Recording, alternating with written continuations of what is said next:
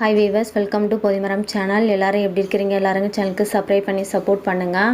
இன்றைக்கி நம்ம சேனலில் பார்த்தீங்கன்னா கர்ப்ப காலத்தில் ஸ்கேன் ரிப்போர்ட்டில் சிஆர்எல்னு சொல்லி எழுதுவாங்க. அது என்ன அப்படின்ட்டு சில பேருக்கு தெரியல.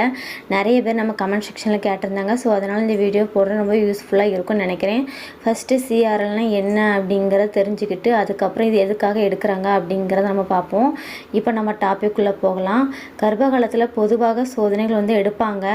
இதெல்லாம் பார்த்தீங்கன்னா பிறப்புக்கு முந்தைய பரிசோதனைகள் அப்படின்னு சொல்லுவோம். முக்கியமாக இந்த ஸ்கேன் வந்து ரொம்பவே அவசியம். இதை எதுக்கு செய்கிறாங்க அப்படின்னு பார்த்தீங்கன்னா நம்மளுடைய கர்ப்பகால வயதை மதிப்பிடுவதற்கு ரொம்பவே ஹெல்ப்ஃபுல்லாக இருக்குது.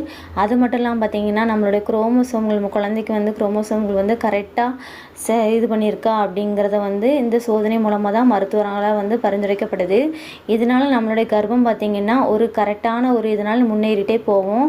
ஸோ இது சிஆர்எல் அப்படின்னா என்ன அப்படின்னு பார்த்திங்கன்னா தலை முதல் நம்ம குழந்தையோட கீழே அடிமட்டம் வரைக்கும் நீளத்தை வந்து அளவிடுறது தான் என்ன சொல்லுவாங்க அப்படின்னா சிஆர்எல்னு சொல்லுவாங்க. இந்த மாதிரி ஒரு ஸ்கேன் வந்து ரொம்பவே அவசியம்.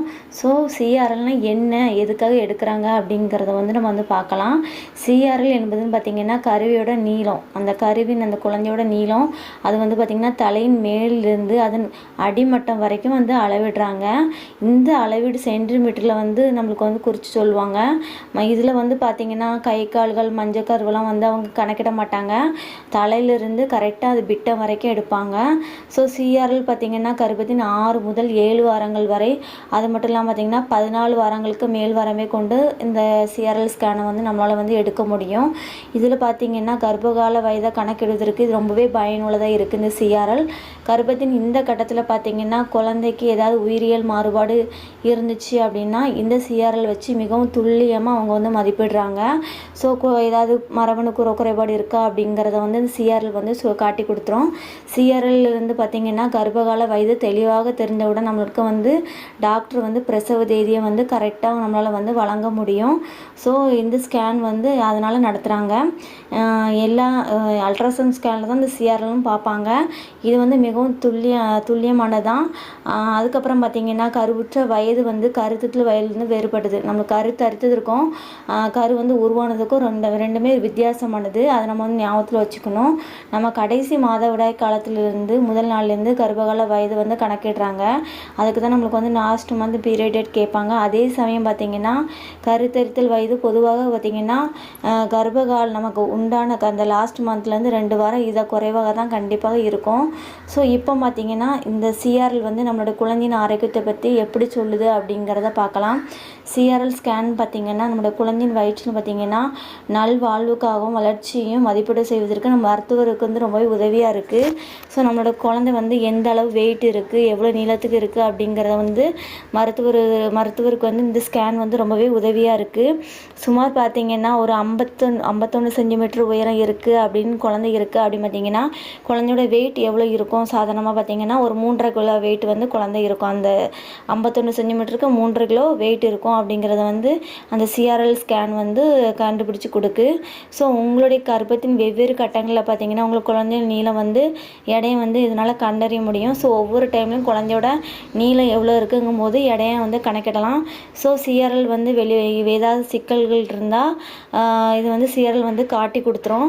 ஸோ இதய துடிப்பின் பார்த்திங்கன்னா இதய துடிப்பிலிருந்து சிஆர்எல் அளவு வந்து 7 மில்லிமீட்டர் அல்லது அதற்கு மேற்பட்டதாக இருந்துச்சு அப்படின்னா அது வந்து அவங்களால இது கண்டறிய முடியனால அதனால் என்ன பண்ணுவாங்க அப்படின்னு பார்த்திங்கன்னா டிரான்ஸ்வெஜினல் ஒரு ஸ்கேன் மூலமாக அது வந்து பார்த்திங்கன்னா நம்மளுக்கு வந்து பிறப்புறுப்பு வழியாக வந்து விடுவாங்க.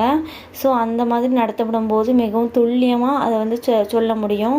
ஸோ இதனால் பார்த்திங்கன்னா குழந்தையோட அந்த 6 முதல் 7 வாரங்களில் பார்த்திங்கன்னா குழந்தை வந்து துடிப்பு இருக்கா, துடிப்பு இல்லாத வந்து இல்லாமல் இருந்துச்சு அப்படிங்கிறத இதை வந்து வெளிப்படுத்தலாம். ஸோ சில சந்தர்ப்பங்களில் பார்த்திங்கன்னா ஏதாவது ப்ளீடிங் ஏற்படும் அந்த மாதிரி பிரச்சனைகள் இருந்துச்சு அப்படின்னா கூட இது வந்து காட்டி கொடுத்துரும். உங்கள் சராசரி பார்த்திங்கன்னா இந்த சிஆர்எல் அளவீட்டை வந்து 5 மில்லிமீட்டருக்கும் குறைவாக இருந்துச்சு அப்படின்னா அந்த 6லேருந்து 7 வாரங்களுக்குள்ளே கம்மியாக இருந்துச்சு அப்படின்னா கருச்சிதைவு ஏற்படுவதற்கு ஒரு அறிகுறியாக இருக்கும். ஸோ இது வந்து அது வந்து காட்டி கொடுத்துரும். சாதாரண இதய துடிப்பை கண்டறிந்தாலும் இது வந்து ஏற்படலாம். சிஆர்எல் அளவீடுகள் பார்த்திங்கன்னா சின்ன சின்ன சிக்கல்கள் இருந்தால் கூட அசாதாரணமாக இருந்தால் கூட இதுலேருந்து கண்டுபிடிச்சிடலாம்.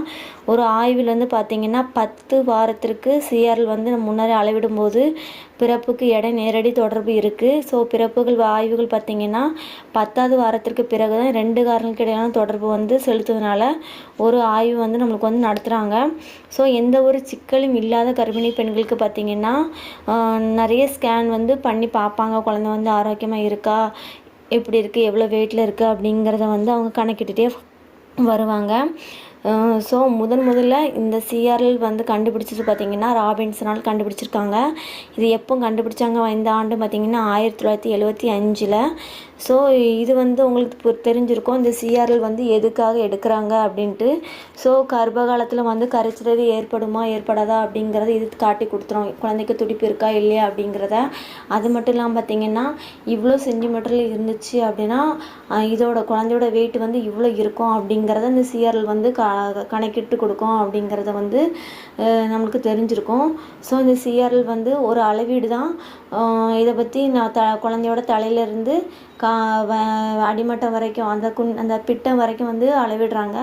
ஸோ இது வந்து உங்களுக்கு தெரிஞ்சிருக்கும், ரொம்ப யூஸ்ஃபுல்லாக இருந்திருக்கும்னு நினைக்கிறேன். இதே மாதிரி நமக்கு சேனல் நார்மல் டெலிவரி வீடியோ வந்து அப்டேட் ஆகிட்ருக்கோம். ஸோ சப்ஸ்கிரைப் பண்ணவங்க சப்ஸ்கிரைப் பண்ணி வச்சுக்கோங்க. தேங்க்ஸ் ஃபார் வாட்சிங் வியூவர்ஸ்.